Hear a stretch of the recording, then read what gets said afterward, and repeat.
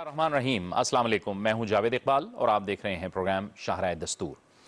पाकिस्तान खारजा सतह पर अहम मराहिल में दाखिल होने के जा रहा है और इसी वजह से शायद लग रहा है कि पाकिस्तान की जो खारजा पॉलिसी है वो काफ़ी मुतहर्रिक नज़र आ रही है। वज़ीर खारजा शाह महमूद कुरैशी 4 मुल्कों के दौरे पर हैं और इस दौरान वो मुत्तहिदा अरब अमारात में मौजूद हैं 3 रोज़ा दौरे पर। याद रहे कि मुत्तहिदा अरब अमारात के सफ़ीर जो कि वाशिंगटन में हैं, यूसुफ अल तैबा, उन्होंने कुछ रोज़ कबल इस बात की तस्दीक की थी कि मुत्तहिदा अरब अमारात पाकिस्तान और भारत के दरमियान ताल्लुकात की बेहतरी के लिए काम कर रहा है, यानी सालिसी का किरदार अदा कर रहा है। और इसी हवाले से अगर आप देखें तो गुज़श्ता रोज़ पाकिस्तान की वजारत खारजा के तर्जुमान जाहिद हफीज़ चौधरी साहब ने भी ये बात कही थी कि पाकिस्तान और भारत के ताल्लुकात को आगे बढ़ाने में सालिसी ज़रूरी है ताकि कुछ गारंटीज़ उस तरफ से भी मौजूद हों और इन ताल्लुकात को आगे बढ़ाया जा सके। इसके साथ साथ अगर हम देखें खित्ते में एक और अहम पेशरफ्ती होने जा रही है कि वो अहम मरहला अफगानिस्तान से अमरीकी अफवाज के इनखला का है। अमरीकी सदर जो बाइडन ने ऐलान कर रखा है कि 11 सितंबर तक, यानी इस साल 11 सितंबर तक अमरीकी अफवाज का इनखला मुकम्मल होगा, जबकि तालिबान कहते हैं कि वो 1 मई तक इनखला करें। अगर ऐसा नहीं होता तो वो इसे जंग तस्वर करेंगे। बहरहाल अमेरिका को इस मामले पे तशवीश है।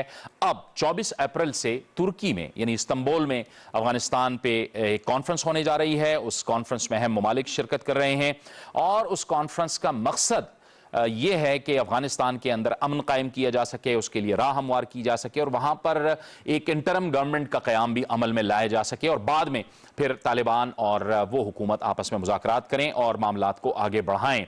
लेकिन इस मरहले पर तालिबान ने अभी तक की जो इतलात हैं इस इस्तांबुल कॉन्फ्रेंस में शिरकत से इनकार कर रखा है, क्योंकि तालिबान का मौक़िफ़ वही है कि पहले जो बैरूनी अफवाज हैं वो अफगानिस्तान से इनखला मुकम्मल करें, उसके बाद बातचीत के अमल को आगे बढ़ाया जाएगा।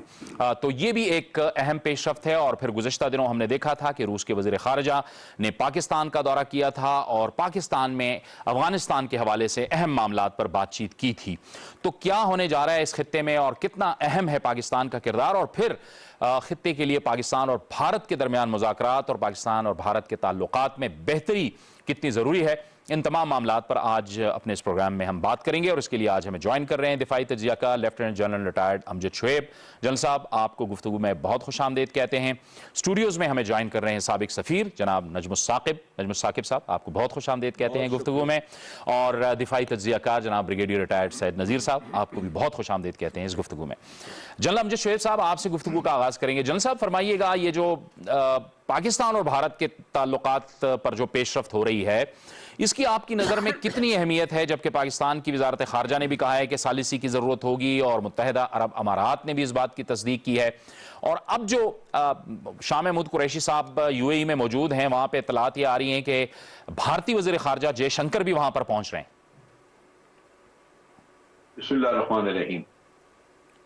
देखिए, ताल्लुकात अच्छे होना वो तो बिल्कुल उससे कोई इनकार नहीं कि वो बहुत ही अच्छी बात है इस लिहाज से कि खित्ते में अमन होगा तो माशी तरक्की की तरफ हम जा सकेंगे। लेकिन इसमें वही 2 चीजें हैं कि ताल्लुकात की बेहतरी की पहले भी बड़ी कोशिशें हुई। जब तक वो तनाज़ात मौजूद हैं और ताल्लुकात बेहतर करने के लिए आप उन मसाइल को नहीं एड्रेस करते जिनकी वजह से ताल्लुकात खराब होते हैं, तो फिर ये एक आर्जी फेज होगी, कुछ वक्त के बाद फिर हम उधर ही पहुंचे होंगे।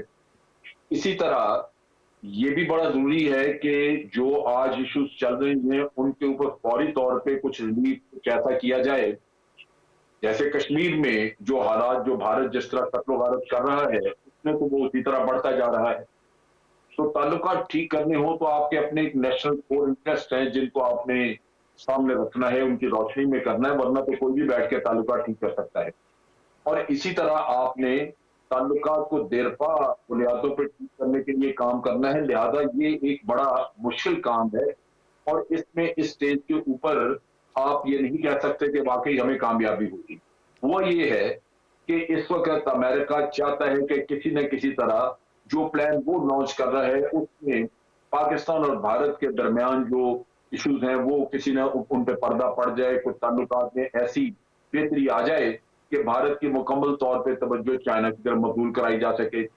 भारत भी ये चाहता है कि उसके ऊपर से 2 फ्रंट वॉर वाला किस्सा टल जाए लेकिन क्या इसमें कोई इश्यूज को हल करने की तरफ भारत माइल है? मेरा नहीं ख्याल कि वो कश्मीर के ऊपर कोई रियायत देने को तैयार है या वो उस मसले को परमानेंट बुनियादों पर हल करने के लिए तैयार है। ये वही तरीकाकार है जो हमेशा होता रहा कि वक्ती तौर पे आपसे किसी न किसी तरह कंसेशन ले ली, अमन थोड़ा सा आ गया, जो बज़ाहिर अमन लगता है, लेकिन क्योंकि उस अमन की कोई खास बुनियाद नहीं होती और वो इसी तरह कॉन्फिडेंस बिल्डिंग मैयत की तरह चलता है, तो नतीजा ये है कि हम कुछ सालों बाद फिर वाकई वहीं खड़े होते हैं जहां पे एक फ्रस्ट्रेशन और कन्फ्रंटेशन होती है। तो ये सूरत हाल है। और फिर ये कि जब आप एक बैक चैनल पे जब बातचीत कर रहे हैं तो बहुत सारा कुछ सामने भी नहीं है। क्या जो कुछ तय होगा उसको आवाम की ताईद हासिल होगी, उसको कश्मीरियों की ताईद हासिल होगी, ये भी बहुत सारी देखने की बातें हैं, क्योंकि जब उनको ताईद नहीं मिलती आवाम की तरफ से या कश्मीरियों की तरफ से, तो जो कुछ आप तय करके आएंगे वो भी शायद देर पाना हो या उसके ऊपर हम आगे ना चल सकें। तो मेरा ख्याल है कि ये बहुत कुछ ऐसा है जो कि अभी फॉग है, जिसमें हमें बहुत कुछ पता नहीं है कि किन बुनियादों पे बात हो रही है। लेकिन लाजमी बात है कि मैं हिस्ट्री अगर देखूं तो मुझे इंडिया के कॉन्डक्ट का ये पता है कि वो हमेशा अपनी जरूरत के मुताबिक जो है वो हासिल कर लेते हैं, टाइम बाय करते हैं और आपको फिर आगे चला देते हैं। नतीजा ये कि ठीक उनका मुश्किल वक्त गुजर जाता है और फिर हम वहीं के वहीं खड़े नजर आते हैं। ठीक है नजमुल साकिब साहब, ये जो विंडो अवेलेबल हुई है इसको किस तरह से मुफीद बनाया जा सकता है? फिर ये बैक चैनल जो होता है, ये हमने देखा है कि हमेशा से इसका किरदार रहा है, लेकिन जैसे जैसे जनरल साहब फरमा रहे हैं कि इसको अवाम की ताईद, कौमों की ताईद, फिर कश्मीरियों की ताईद, इसका हासिल होना भी बड़ा ज़रूरी है। कैसे इससे फ़ायदा लिया जा सकता है ताकि ताल्लुकात में बेहतरी को आगे बढ़ाया जाए और इसको पायदार बनाया जाए? जावेद, सबसे पहले तो मैं ये कहूँगा कि एज अ डिप्लोमैट या हमारी जो डिप्लोमेसी है उसमें ये कहना कि हम लोग कुछ नहीं कर सकते, ये मसला कश्मीर जो है ये ऐसे ही रहेगा, इसका कोई हल नहीं है, हमारी किताबों में ये नहीं होता। हमने हर वक्त ये सोचना होता है कि क्या किया जा सके। इस वक्त सूरत हाल ये, जनरल साहब ने बिल्कुल ठीक कहा, बल्कि आपने अपना इंट्रो इतना दिया, मुझे याद आ रहा था कि आपने पाकिस्तान की फॉरेन पॉलिसी का तकरीबन 90% जो फोकस है वो इन तीन चीज़ों पे है। हिंदुस्तान है, पाकिस्तान हिंदुस्तान के ताल्लुकात, अफगानिस्तान की सूरत हाल और पाक यूएस रिलेशंस। अब इसमें जैसा जनरल साहब ने कहा कि ये नहीं हो सकता, वो नहीं हो सकता, जिस तरह 5 अगस्त 2019 को और उसके बाद जो डेवलपमेंट्स होती हैं उसमें इस वक्त तो मुश्किल नज़र आ रहा है। लेकिन जावेद, ऐसा है कि एक मसले के दो रुख होते हैं। पहला रुख ये होता है कि वो मसला ज़्यादा गंभीर ना हो, ठीक, उसको रोक दें। दूसरा ये कि उस मसले का हल हो। ये जो सीज फायर हुआ है ना, इससे बहुत सारा फायदा हुआ है। देखिए, हिंदुस्तान और पाकिस्तान ने दोनों ने ये कहा है कि जी एनेबलिंग एनवायरनमेंट क्रिएट की जाए बात करने के लिए। अब जबरदस्ती फर्ज करें हिंदुस्तान को बिठा दें, मुझे बिठा दें इस तरफ, बिल्कुल बात करने का माहौल ही नहीं है तो बात क्या होगी? सही। अच्छा, आपने देखा होगा कि दुशंबे में जब ये दोनों फॉरेन मिनिस्टर गए तो वहां हुआ जी ये तो नहीं मिले, बिल्कुल, और बाबा मिलन गए तो गाल की करेंगे। उसमें पहले आपको माहौल बनाना पड़ता है। उस माहौल को बनाने के लिए ये जो बैक चैनल की बात है, मुझे जाती तौर पे तो इसका इल्म नहीं है कि कौन सा चैनल कैसे, उसमें किस शख्स ने किस वक्त किससे मुलाकात की, लेकिन शवाहिद यही है। जिस तरह आपने यूएई के सफीर का जिक्र किया है कि उन्होंने वाशिंगटन में बाकायदा तौर पे कहा है कि यूएई बहैसियत एक दोस्त के, जो कि हिंदुस्तान का भी है और पाकिस्तान का भी, कोशिशें जारी।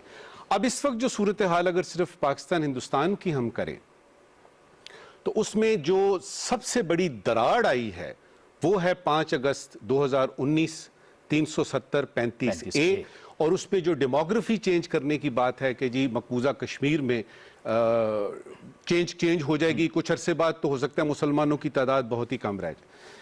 अब इसमें पाकिस्तान ने 4-5 मरतबा मुख्तलिफ मराहिल में, और आखिरी मरतबा अगर आपको याद हो तो जब ये ट्रेड और ये यान और इसकी बात हुई थी कि जी ट्रेड शुरू हो हिंदुस्तान के साथ, तो उस वक्त भी प्राइम मिनिस्टर ने, शाह महमूद कुरैशी साहब ने बाकायदा तौर पे ऐलान किया था कि पाकिस्तान का उसूली मौक़िफ़ कश्मीर के मसले पे वही है जो कि पहले था।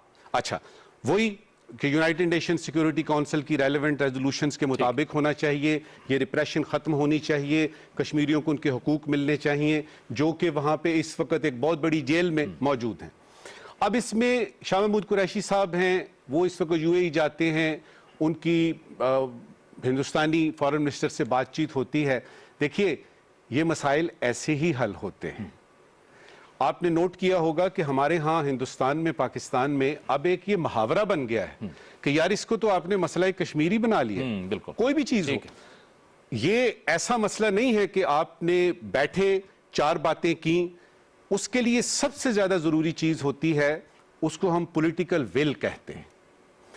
अगर तो आज न्यू दिल्ली और इस्लामाबाद में जो हुकूमतें हैं वो पॉलिटिकल विल अपनी इस्तेमाल करती हैं जो कि जनरल मुशर्रफ के जमाने में नजर आ रहा था, तो ये मसला कश्मीर जो है इसका कोई ऐसा हल जो कि हम डिप्लोमेटिक जबान में विन विन सिचुएशन कहते हैं निकल सकता है। लेकिन मैं आपको और आपके जो नाजरीन हैं उनको ये बता दूं कि हालात पहले बहुत खराब थे, ठीक, फिर कम खराब हुए, अब खराब होना बंद हो गए हैं, ठीक, अब अच्छाई की तरफ जा रहे हैं, अच्छाई की तरफ जा रहे हैं। ठीक है, और ये जो हालात हैं ये इस पूरे रीजन के लिए शायद नज़ीर साहब बहुत ज़रूरी हैं, क्योंकि इस खित्ते में इस वक्त जो पाकिस्तान का किरदार है वो बहुत अहम है, और अहम मामला अफगानिस्तान का है, वहाँ से अमरीकी अफवाज के इनखला का है, फिर तालिबान से मुज़ाकरात में पाकिस्तान ने बड़ा कलीदी किरदार अदा किया है। तो ये अमन लाना और फिर नाइबर्स के साथ अच्छे ताल्लुकात, ये तो बहुत बेहतरी की जानिब हम जा रहे हैं, इसका मतलब है। यकीन आपने जो इशारा किया है, आजकल जो इकॉनमी है, आपकी जो कनेक्टिविटी है, आपके जो पीपल टू पीपल कांटेक्ट है, और इसके अलावा आपके टूरिज़म या बहुत सारी चीज़ें जो हैं वो अमन के साथ सारी जुड़ी हुई है। तो जब तक खित्ते में अमन न हो तो ज़ाहिर ये सारी चीज़ें तो नहीं हो सकती। दूसरी बात ये है कि जहाँ तक अफ़गानिस्तान है, पाकिस्तान है, साथ चाइना है और फिर इंडिया है, लेकिन एक बड़ा नेबर जो कि सब दुनिया का वो नेबर है वो अमेरिका है, वो भी इधर आ चुका है और फिजिकली मौजूद है। अब उसका एंड गेम हो रहा है अफगानिस्तान में, तो जाहिर है जब एंड गेम होता है तो जितने भी स्टेक होल्डर्स होते हैं, एक वो इमीडिएट स्टेक होल्डर्स होते हैं, एक डिस्टेंट स्टेक होल्डर होते हैं। तो उसमें पाकिस्तान तो इमीडिएट स्टेक होल्डर है, फिर उसके बाद डिस्ट्रिक्ट स्टेक होल्डर में रीजन आ जाते हैं और बाकी दुनिया। तो वहाँ पर सब सफारतकारी उस पर मरकूज़ हो जाती है। और ज़ाहिर ऐसे मौके पर अगर खित्ते में ऑलरेडी हालात ख़राब हो, जिस तरह हमारा मशरक़ी सरहद भी एक्टिव था, सीज़ फायर नहीं हुआ था, और जिस तरीके मगरिबी अभी तक एक्टिव है, और दूसरी बात यह है कि एक तरफ चाइना भी लद्दाख में आ चुका था और वहाँ पर भी डिसंगेजमेंट नहीं हुई थी। मैं इसको ये नहीं कहता कि एक बहुत बड़ा स्टेप है, ये सिर्फ डिसंगेजमेंट है, ये डी एस्केलेशन भी नहीं है। क्योंकि अगर इसके नतीजे में कुछ जो फौजें उन्होंने जो एक्स्ट्रा इंडक्ट किए कश्मीर में, अगर वो उस पर कुछ कमी लाते, एक गुडविल जेस्चर था उसका, कुछ मतलब है कि इस डिसंगेजमेंट का एक अमली सबूत था कि आगे बढ़ रहे हैं बातचीत या ताल्लुकात। दूसरी बात ये थी कि जिस तरीके से यूएई के सफ़ीर, उसके तकरीबन 13-14 साल हो गए अमेरिका में, बड़े थिंक टैंक्स में भी वो हिस्सा लेता है और अमेरिका में काफ़ी वाइब्रेंट है। तो जाहिर है कि अमेरिका अगर डायरेक्ट आता है तो फिर छोटे ममालिक ये महसूस करते हैं कि शायद उस पर स्ट्रिंग है या प्रेशर है। सफ़ीर साहब बैठे हुए हैं, वो मेरा फील्ड तो नहीं है, लेकिन महसूस लोग इस तरह करते हैं कि अमेरिका के दबाव में कर लिया, तो फिर वो छोटे मुल्क को सामने करते हैं जिस तरीके से यूएई है और उसके तकरीबन बराबर ताल्लुकात पाकिस्तान इंडिया के साथ, तो उन्होंने ये गो बिटवीन का किरदार अदा किया। अब ये गो बिटवीन का जो किरदार है, इसमें जो एक बात की तरफ सफ़ीर साहब ने इशारा किया वो ये है कि आया उस स्टेचर के लीडरशिप मौजूद है पाकिस्तान इंडिया में या इस खित्ते में, जो कि इस बड़े मसले को, जो कि 73 साल से एक रास्ता हुआ नासूर है, उसको हल करने की सलाहियत रखते हैं।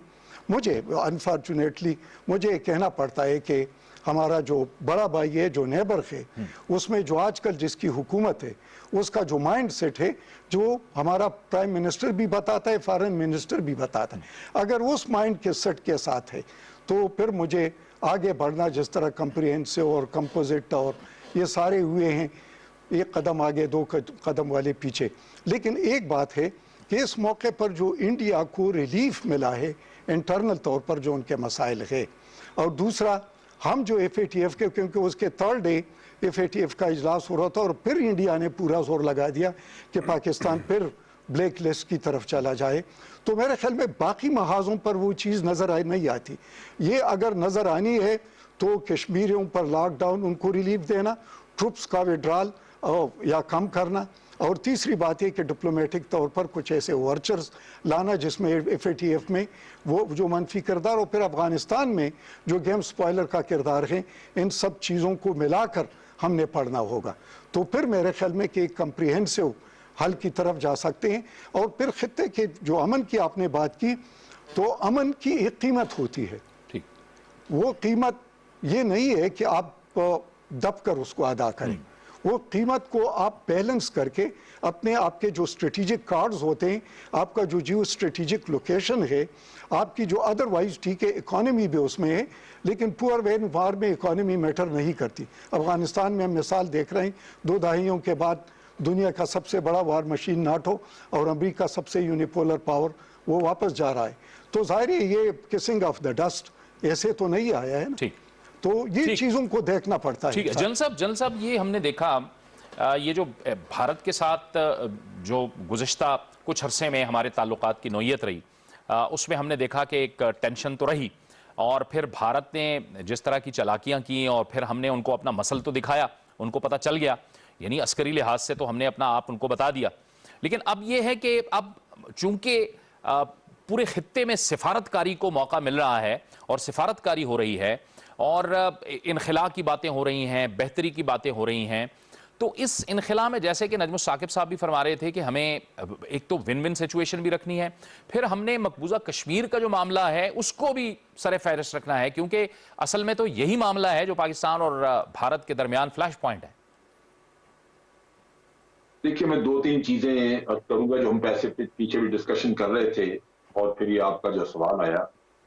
देखिए, जहां तक ताल्लुक है यूएई का, पहली बात ये ध्यान में रखनी चाहिए कि यूएई की अपनी बसात नहीं है, लेकिन इन एनी केस यूएई अगर करे भी तो वो कोई ऑनेस्ट ब्रोकर नहीं हो सकता। ये वाहिद मुल्क है जिसने कश्मीर के ऊपर सबसे पहले स्टेटमेंट दी थी जब आर्टिकल 370 को एब्रोगेट किया गया, और उन्होंने कहा कि जी बिल्कुल ये भारत का अंदरूनी मामला है, बड़ा अच्छा हो गया जो उन्होंने, इससे तरक्की होगी कश्मीर। तो ये तो उनका माइंडसेट है। तो कहीं अमेरिका ने उनको काम पे लगाया है और वो हमें बैठाने की कोशिश कर रहे हैं। दूसरी बात यह है कि हमें ये जो LOC के ऊपर जो फायरिंग बंद हुई है, इसको हमें बहुत इस तरह नहीं देखना चाहिए जैसे कोई करिश्मा हो चुका है। नहीं, ऐसा नहीं हुआ। ये तो 2003 में मौजूद थी ये चीज, 2003 में एक एग्रीमेंट हुआ और उससे पहले भी LOC के ऊपर कभी कभार कोई वायलेशन होती थी। ये तो मोदी के 2014 में आने के बाद ये काम शुरू हुआ कि उसने इसको लगातार एक्टिवेट किया। ये उसी की कारस्तानी, और उसका चूंकि पॉलिटिकल कैरियर इस बात पे बना हुआ है कि एंटी पाकिस्तान के साथ बड़ा रफ ट्रीटमेंट किया जाएगा, एग्रेसिव ट्रीटमेंट किया जाएगा, वो उस पर कैपिटलाइज करता रहा है और उसका कैरियर उसी पे है।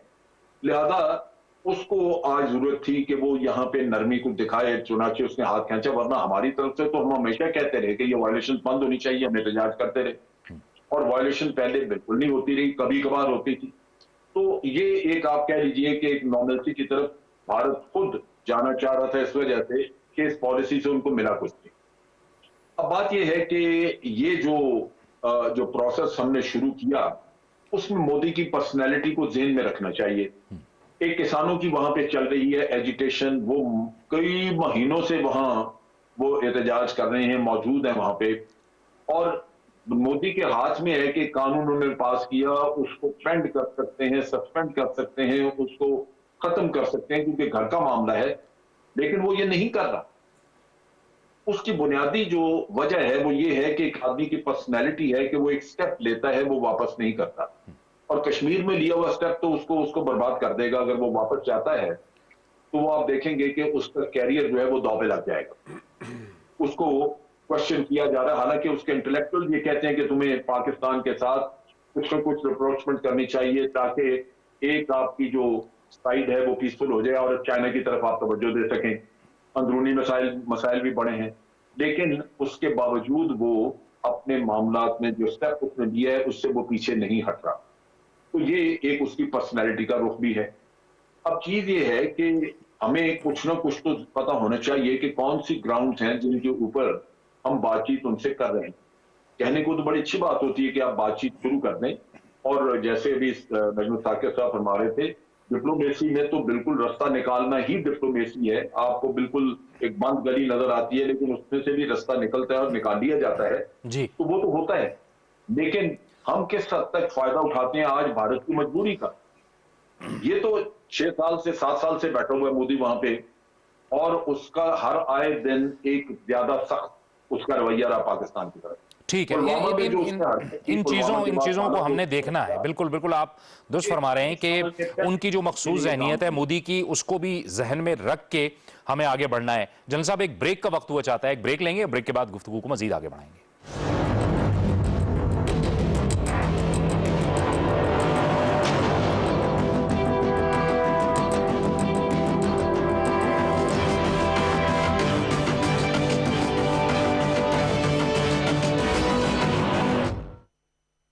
अल्लाहु अकबर, अल्लाहु अकबर,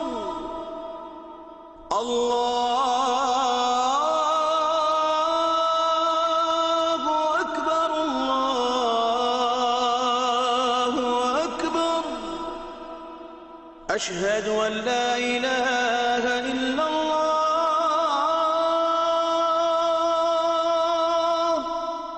أشهد أن لا إله إلا الله،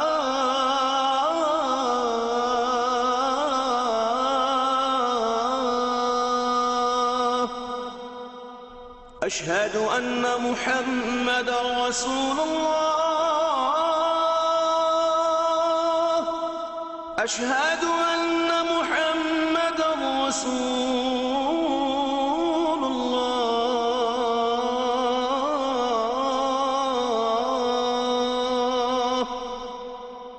حي على الصلاة، حي على الصلاة،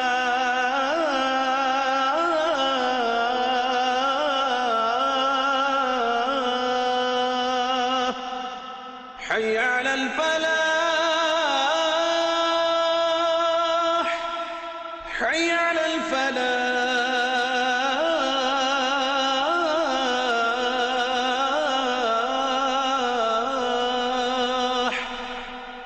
الله أكبر، الله أكبر، لا إله إلا الله.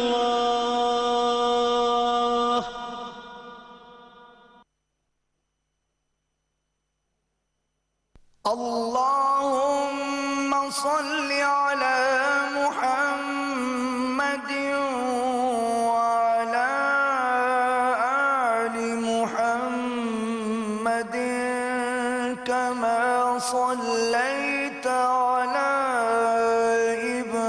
إبراهيم وعلى آل إبراهيم إنك حميد مجيد. اللهم بارك على محمد وعلى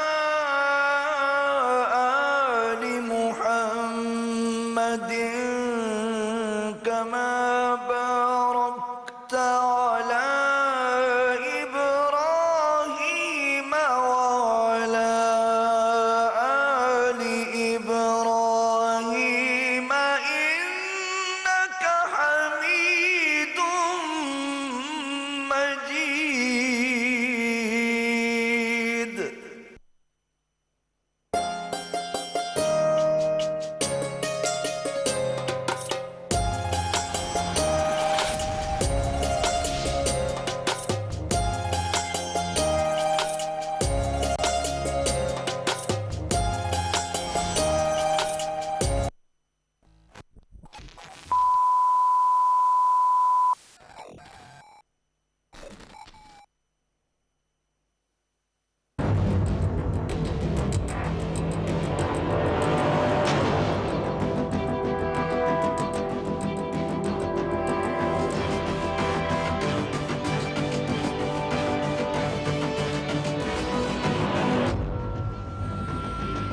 गुफ्तगू को आगे बढ़ाते हैं। अब पाकिस्तान इंडिया के हवाले से तो हमने बात की, लेकिन इसके साथ साथ जो अमरीकी अफवाज का इनखला है अफगानिस्तान से, वो भी बहुत ज़रूरी अमर है और उसमें हम देख रहे हैं कि पाकिस्तान के किरदार को बड़ी अहमियत भी दी जा रही है और फिर तालिबान के साथ जो मुज़ाकरात हैं उसमें पाकिस्तान ने एक अहम किरदार अदा किया है। नजमुल साकिब साहब, ये 11 सितंबर का कहा है जो बाइडन ने कि हम 11 सितंबर तक इनखला करेंगे, ये क्या 9/11 का कोई जहन में रखा गया है? ये क्या है इसके साथ? क्या अच्छा सवाल किया है आपने। देखिए, ये जो दिन मुकर्रर करने होते हैं ना, इसमें बड़ी सोच विचार की जाती है।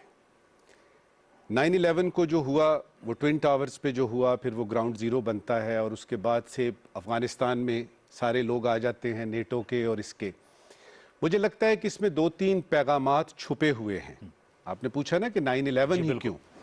पहला मैसेज ये छुपा हुआ है कि जब ये अगर तो इनखिला हो गया, क्योंकि मैं इस पर भी बात करना चाहूँगा कि क्या ये इनखिला वाकई हो रहा है कि नहीं। अगर ये फॉरेन ट्रूप्स चले जाते हैं तो जिस दिन तकमील होगी इनकी वो 9/11 होगा। इसका मतलब ये है कि वो जब भी कभी बात आएगी अफगानिस्तान की तो 9/11 को इसके साथ रिलेट किया जाएगा। ठीक है। नंबर 2, अमेरिका ने, मेरे ख्याल में प्रेसिडेंट बाइडन ने ये बताया पूरी दुनिया को, ये 9/11 रख के कि अगर कोई 9/11 दोबारा हुआ अमेरिका के खिलाफ तो याद रखिएगा कि अमेरिका अपने नेशनल इंटरेस्ट को फॉलो करते हुए दुनिया के किसी भी हिस्से में जा सकता है और 20 साल तक वहां ठहर भी सकता है। ये एक किस्म की वार्निंग भी है। तीसरा ये है कि 9/11 की जो सिग्निफिकेंस हमारे अमेरिकी, जो वहां पे अमेरिकी कौम है, वो बड़े सेंसिटिव हैं इस चीज पे, तो वो इसको अच्छी तरह से रिलेट कर सकेंगे कि 9/11 ही लेके आया था अमेरिका को इधर और 9/11 को ही। एक अहम सवाल इसमें जावेद, जो इस वक्त मेरे जैसे बहुत सारे जो लोग हैं जो जानना चाहते हैं कि क्या हो रहा है अफगानिस्तान में, जब ये चले जाएंगे फौजी यहां से तो होगा क्या। मुझे पता नहीं क्यों है कि इतनी दफा ऐलान हुआ, प्रेसिडेंट ओबामा के जमाने में हुआ, उससे पहले हुआ, उसके बाद हुआ कि जी फलां डेट को एक टाइम स्लॉट दी गई कि इस डेट को हम यहां से चले जाएंगे, लेकिन फिर कुछ ना कुछ होता रहा और वो डेट जो है आगे चलती रही। ठीक।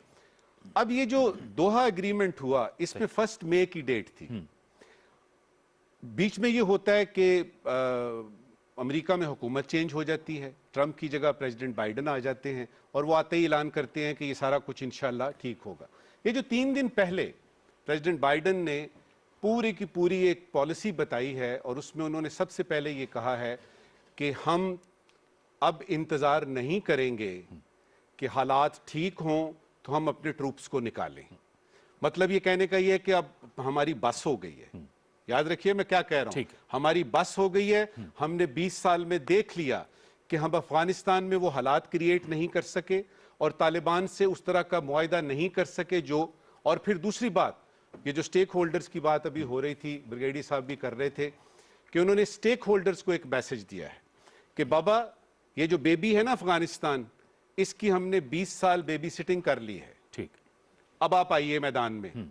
अब उसमें एक बात जो नई समझ आई वो ये है कि प्रेसिडेंट बाइडन ने बाकायदा तौर पे मुल्कों के नाम लिए। उन्होंने कहा है पाकिस्तान, उन्होंने कहा है टर्की, रशिया का नाम लिया है, चाइना का नाम लिया है, लेकिन ईरान का नाम नहीं लिया। ठीक। अच्छा, यहां से मुझे एज अ डिप्लोमेट क्या समझ आई, नंबर 1 कि वो ईरान को इतनी अहमियत नहीं देना चाहते in the context of Afghan rigmarole. ठीक। और वो उन्होंने, और वैसे भी पॉलिटिकल हालात उनके वैसे हैं, लेकिन ये तो तय है कि अफगानिस्तान में जो पिछले 20 साल से हो रहा है उसकी सबसे ज्यादा अफेक्टेड जो मुल्क है वो मेरा मुल्क है पाकिस्तान। ठीक। उसके बाद नंबर 2 पे ईरान है। आपने क्यों ईरान को छोड़ दिया?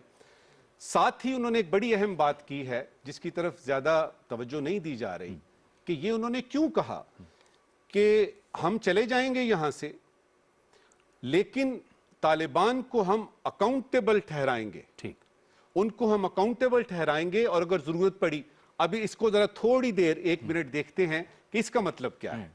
मेरे नजदीक इसके 2 मतलब बनते हैं। नंबर 1, अमेरिका को पता है कि जो ही ये निकले तो तालिबान अगर पावर में नहीं आते तो इस पोजीशन में जरूर होंगे कि वो अमेरिका को या उनके अलाइज को नुकसान पहुंचा सकें। दूसरा कि तालिबान उनको नजर आ रहे हैं कि ये कुछ ना कुछ करेंगे। ठीक। दूसरी तरफ प्रेसिडेंट गनी साहब का एक मैसेज आता है, अब यानी अगले दिन ही, उसमें वो ये कहते हैं कि जो अफगान फौजें हैं वो मुकम्मल तौर पे इस काबिल हैं कि इनखिला के बाद संभाल सकें। ठीक। अब ये एक अजीब सी बात की है, हमने इससे पहले ये खबर नहीं सुनी, ये नहीं सुनी थी। इसका मतलब ये उन्होंने ये मैसेज भी दिया तालिबान को और बाकी स्टेक होल्डर्स को भी, जो कि इस वक्त जो आपने जिस टर्की की उसका जिक्र किया जो 24 तारीख को हो रही है, उसमें ये बाकायदा तौर पे देखा जाएगा, नंबर 1 अगर ये इनखला हो जाता है, ठीक, हमने क्या करना है। दूसरा, क्या अफगान गवर्नमेंट इस काबिल है कि वो इस इनखला के बाद संभाल सकेगी। एक इंडिया फैक्टर भी है इसमें। ठीक। बिपिन साहब जो हैं, जो उनके जनरल हैं, यानी सीडीएस जो उनके हैं, उन्होंने कहा कि भाई डिसरप्टर्स जो है ना, वो उनको यानी जो तकरीबकार हैं उनको जगह मिल जाएगी, अगर आप चले गए तो ना जाएं।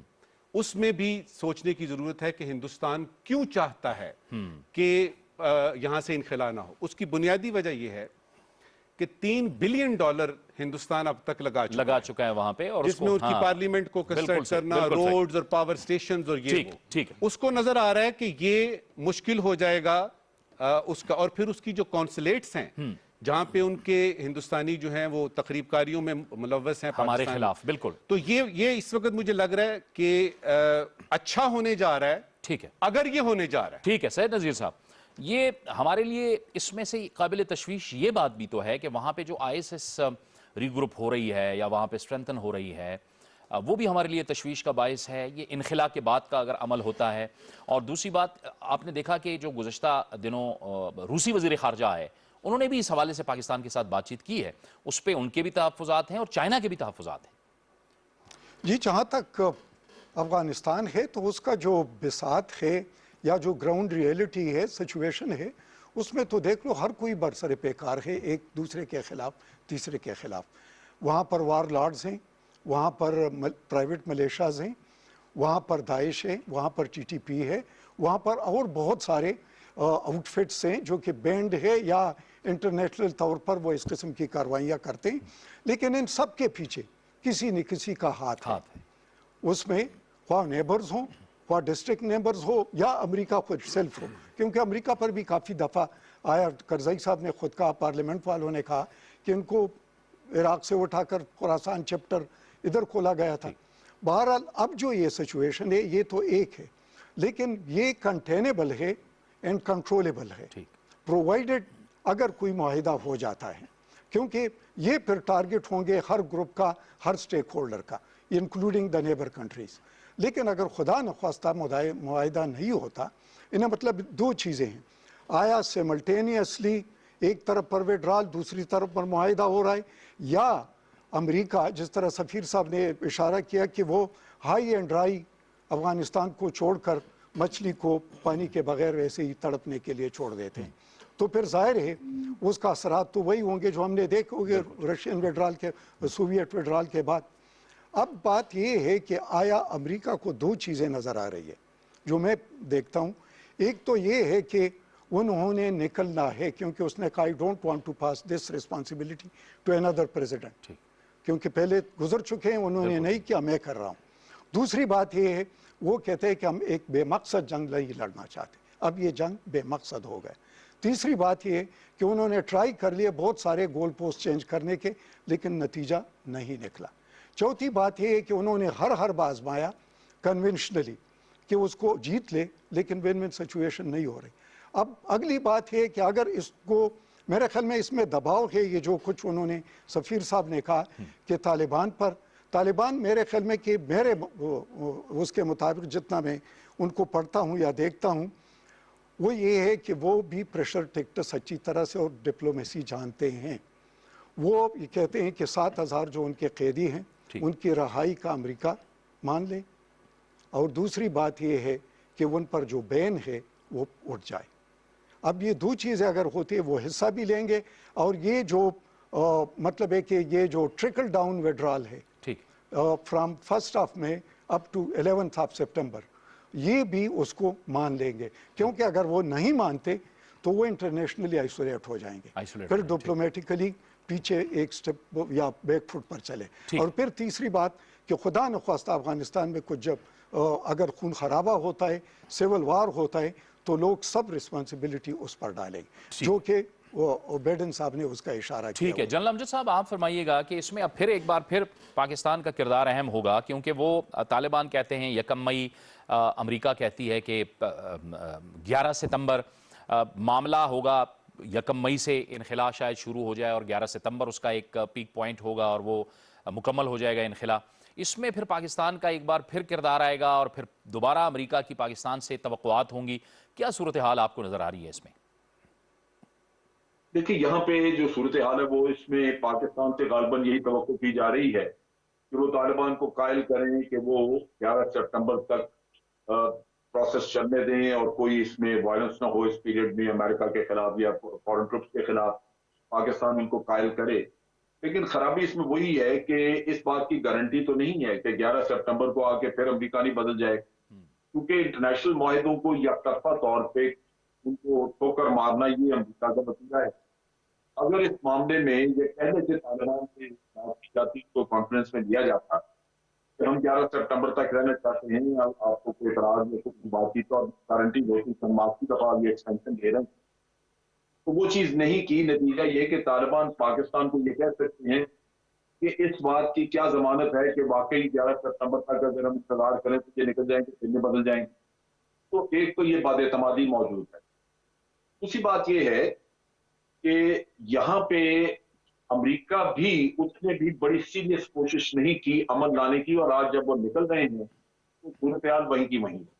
पाकिस्तान ने बारहा कहा कि यहाँ पे स्पॉयलर्स मौजूद हैं, उनमें स्पॉयलर एक बनी और उसका सोना है, वो अपनी पोजीशन को सिक्योर रखना चाहते हैं, वो सदारत नहीं छोड़ना चाहते। दूसरी तरफ ये है कि एक इंडिया, भारत, हम उसे कहते हैं कि उसने $3 बिलियन वहां खर्च किया, बिल्कुल किया, लेकिन उसने वो अफगानिस्तान की मोहब्बत में नहीं किया। वहां बहुत सारा पैसा अफगान पॉलिटिशियन की जेबों में भी गया है।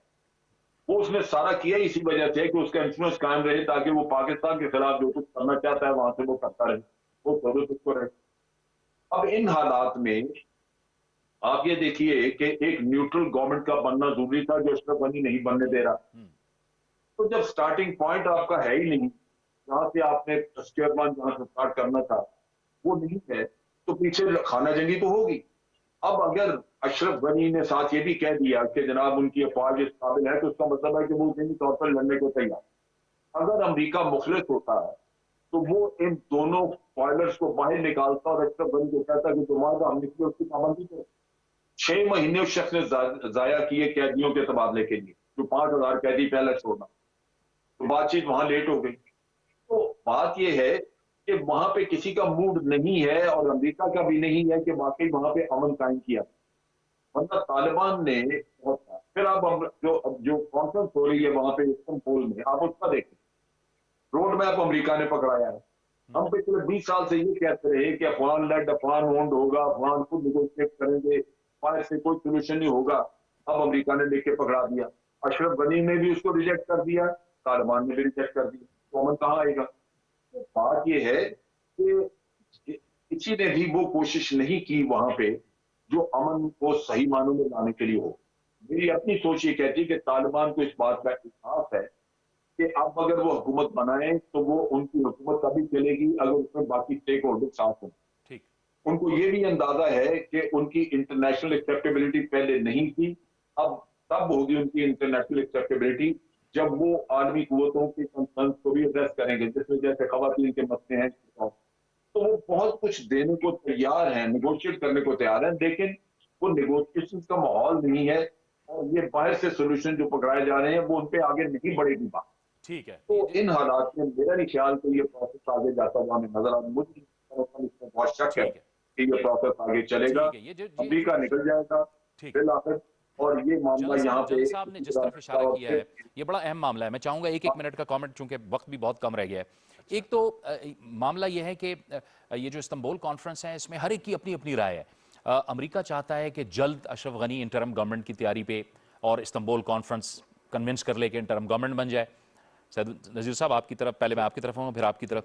अशरफ गनी 3 स्टेजेस में करना चाहते हैं। वो कहते हैं पहले सीज फायर करें, मॉनिटर्स मुकर्रर करें, उसके बाद फिर तालिबान प्रेसिडेंशियल इलेक्शन करें, उसमें तालिबान हिस्सा लें, गवर्नमेंट ऑफ पीस बनाएं, और फिर तीसरे में कॉन्स्टिट्यूशनल फ्रेमवर्क की तरफ जाएं, आइन में करें कुछ। फिर अफगानिस्तान लोया जरगा भी है, उसके अपने हैं। वो कहते हैं हम सियासी जमातों से भी बात करेंगे, हम सिविल सोसाइटी से भी बात करेंगे। आपकी तवक्को है इस्तांबुल कॉन्फ्रेंस से कुछ? जी, तवक्को तो है, क्योंकि ज़ाहिर है कि आखिरी चांस है। ठीक। और जितने भी अफगान उसमें तो खुद थे, लेकिन अशरफ गनी अपने ज़ाहिर है कि हुकूमत उसकी थी और उसको तूल देना चाहते थे। क्लियर सी बात थी, वो जितने भी कैदी नहीं छोड़ रहे थे, फलाना बात, फिर एक दूसरा तीसरा, अभी कहते हैं 3 मरहलों में जो आपने बताया। मेरे ख्याल में कि ये सारा है कि उसने तो टाइम बाई करना था, लेकिन अब इस कॉन्फ्रेंस में उसको टाइम बाई करने का कोई मौका नहीं मिले, इसलिए कि रीजनल स्टेक होल्डर उसमें मौजूद है, क्योंकि वो रीजनल स्टेक होल्डर खुद अफेक्टेड है। अगर अमेरिका निकलता या नहीं निकलता, दोनों सूरतों में ये अफेक्टेड है। तो जाहिर है अगर अमेरिका निकलता है और उन्होंने पूरे तकरीबन 90% एश्योरेंस करा दी है कि हम निकल रहे हैं, तो फिर जिम्मेदारी रीजनल पावर्स की, खुसूसन पाकिस्तान, चाइना और रूस की बनती रूस है। की, पाकिस्तान, चाइना और रूस भी इन मामलात को बड़े करीब से देख रहा है, बड़ी अहमियत दे रहा है। इसमें जावेद ऐसा है कि सबसे पहले तो हमें ये देखना है कि 4.25 महीने तकरीबन बाकी हैं। ठीक, ये अप्रैल का महीना है, सितंबर की जो डेट उन्होंने दी है 4-4.25 महीने। अगर आप पैटर्न देखते हैं हिस्ट्री का, तो उसमें कुछ ना कुछ हो जाता है और कोई ना कोई चीज़ निकाल ली जाती है, प्रीटेक्स्ट निकाल लिया जाता है कि जी अभी हम नहीं जा रहे। सबसे पहले ये है कि हमने ये देखना है कि अगर वो ना गए, ठीक, कोई डेट आगे चली गई, तो उस वक्त खासतौर पे पाकिस्तान के ऑप्शंस क्या हैं। ठीक, और वो कुछ ज़्यादा मुश्किल नहीं है, क्योंकि 20 साल से जो चल रहा है इसी तरह से चलता रहेगा। असल चीज़ ये है कि अगर ये वाकई चले जाते हैं, तो फिर यूं होगा कि पहले तो था ना कि जी अमेरिका की चलती थी, आपने लोअर जिरगा की बात की है। भाई ये आप एक डिफरेंट किस्म की नेशन से, डिफरेंट किस्म के लोगों से डील कर रहे हैं। आप ये उन लोगों से डील नहीं कर रहे जिनको ये फर्क नहीं पड़ता कि जी आज डेट दी है तो चलो फिर परसों की डेट है। उसमें उनका कल्चर आता है, उसमें उनको ये है कि जी 1 मई की आपने बात की थी, अगर आपने नहीं माना तो ऐसी की तैसी, हम नहीं मानते, अब क्या करेंगे आप। वहां पे वो जो दिमाग है और उनकी जो सोच है, खासतौर पे तालिबान की, वो 2 + 2 4 है। अगर आपको याद हो तो जब से तालिबान का ये सिलसिला शुरू हुआ है, सबसे पहले उन्होंने कहा है कि ये जो आपकी डेट है, आप करते रहे डेट। उनको ये पता है that time is on their side. उनको ये पता है इस वक्त उन्होंने जो ग्राउंड हासिल कर ली है, कोई ऐसी वजह नहीं है कि ये हम इसमें से रिट्रीट करें। अब हमने इस ग्राउंड को बढ़ाना है, और इसीलिए उन्होंने ये जो इस्तांबुल की आपने, या टर्की में जहां भी ये हो रही है कॉन्फ्रेंस 24 तारीख को, उस पर उन्होंने कहा जी हम नहीं आ रहे। क्यों नहीं आ रहे? इसलिए नहीं आ रहे कि बात करने का तो फायदा नहीं है। अभी आपने ऐलान किया, एग्रीमेंट किया, साइन किया प्रेसिडेंट ट्रंप ने कि 1 मई को आप निकलेंगे। अब आपने 4 महीने और दे दिए, इस वक्त की आखिरी। ठीक, ये जो सितंबर आने का है, ठीक, और इसमें अगर तो अमेरिका चला जाता है वाकयातन, तो मुझे कोई ऐसी सूरत हाल नजर नहीं आ रही कि फौरी तौर पे कुछ हो जाएगा। उसमें इतने स्टेक होल्डर्स इनसाइड और आउटसाइड और रीजन में हैं, और सबके अगर डायमीट्रिकली ऑपोजिट नहीं है, ठीक, तो डिफरेंट जरूर हैं। रूस क्या चाहता है, चाइना क्या चाहता है, टर्की क्या चाहता है, पाकिस्तान ईरान क्या चाहते हैं, हिंदुस्तान कौन सी शरारत करना चाहता है उसमें, ये मुख्तलिफ हैं। लिहाजा क्या करना पड़ेगा, जिस ब्रिगेडियर साहब ने बिल्कुल ठीक कहा, ये जो मीटिंग इस वक्त 24 को हो रही है, ठीक, इसका जो प्रेमाइज है वो ये है कि अमेरिका जा रहा है, उसका इनखिला हो रहा है, और अगर ये इनखिला हो जाता है तो हमें क्या करना है। याद रहे कि फॉरेन मिनिस्टर हमारे शाह महमूद कुरैशी ने आज एक दफा फिर से, यानी दुबई में उन्होंने जब बात की अपने हम मनसब से, अफगानी से, उन्होंने ये कहा है कि जहां तक पाकिस्तान का ताल्लुक है, तो हमें एक स्टेबल और मजबूत Afghanistan which is governed by the people of Afghanistan और ब्रॉड बेस चाहिए। ठीक है, तो मेरा ख्याल है इसके लिए हम दुआ करते हैं। बहुत बहुत शुक्रिया नजमुल साकिब साहब, ब्रिगेडियर रिटायर सैयद नज़ीर साहब आपका भी, और जनरल अमजद शोएब साहब आपका भी बहुत बहुत शुक्रिया। खित्ते में इंतहाई अहम सिफारतकारी हो रही है और पाकिस्तान इसमें काफ़ी मुतहर्रिक है और पाकिस्तान का जो किरदार है वो अपने भरपूर तरीके से अदा कर रहा है। इस्तंबुल के अंदर जो कॉन्फ्रेंस हो रही है अफ़गानिस्तान के हवाले से, उस पर भी उससे ज़ाहिर तवक्कुआत भी हैं, इनखिला की बात होगी और अफ़गानिस्तान के अंदर निज़ाम को आगे कैसे चलना है उस पर बात होगी। और पाकिस्तान का, जैसे कि नजम साकिब साहब ने आखिर में कहा कि वज़ीर ख़ारजा शाह महमूद कुरैशी की अफ़गान हम मनसब हनीफ अतमर से आज बात हुई है। उन्होंने ये कहा है कि हम मुस्तहकम और खुशहाल और पुरअमन अफ़गानिस्तान चाहते हैं। अफ़गानिस्तान में वही हुकूमत होनी चाहिए जो वहाँ के अवाम उन्हें मुंतखब करके वहाँ पे लाएं। जावेद इकबाल को शाहराए दस्तूर से इजाज़त दीजिए। अल्लाह हाफ़िज़।